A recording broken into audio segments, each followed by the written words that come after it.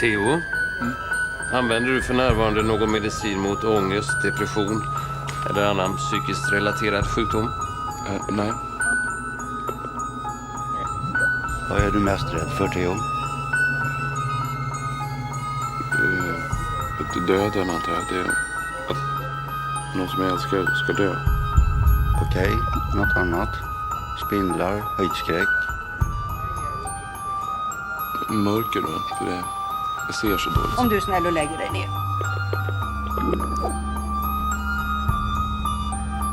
Hur lång tid tar...